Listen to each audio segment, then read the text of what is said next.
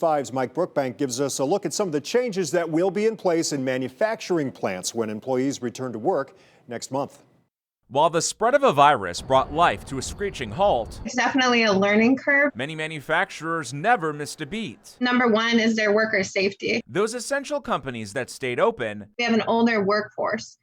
So I think that's a big health concern. Adjusting how they operate in a number of ways. A lot of manufacturers have already implemented wearing face shields or the sewed masks, including staggering start times. When first shift is leaving, and second shift is coming in, there's not a bunch of people in the parking lot, or there's not a bunch of people at the clock in. The layout of the workplace also changing. Move some equipment, move some workspaces to make sure that people are 6 feet apart. Those manufacturers sharing their best practices. A lot of manufacturers are opening up their doors to make sure there's enough airflow. With those that are set to come back online May 1st. The goal is just to keep everyone safe, and everyone's trying to do that. Even with new protocols in place, Ethan Karp with the Manufacturing Advocacy and Growth Network tells me a lack of personal protective equipment is going to be an issue. Having those be available is absolutely going to be critical when we reopen, and that's why we need local supply chains of those items. Right now, his organization working with a Northeast Ohio company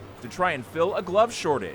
People are digging out literally old formulations of something they did 50 years ago and saying we can do that again. Meantime, larger companies with an adequate amount of safety gear are stepping up to help. We've created a PPE exchange for manufacturers. As for whether new oversight is needed to make sure employees stay safe, there are going to be potential problems here and there. Juscelino Colares, a law professor at Case Western, tells me it is impossible for the federal government to create new COVID-19 regulations for companies. They know their plants better than any government could know in a short period of time. However, Lieutenant Governor John Husted today reminding businesses they have to comply with all state regulations in order to reopen. Businesses have to follow it, and yes, employees, if they feel like they're not safe, then they can contact the health department. The health department will be able to enforce those guidelines. They should feel very comfortable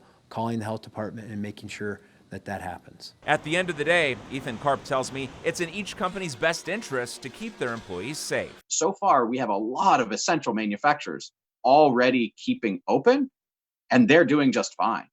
We don't see this rapid spread of COVID occurring right now. Reporting in Cleveland, Mike Brookbank, News 5.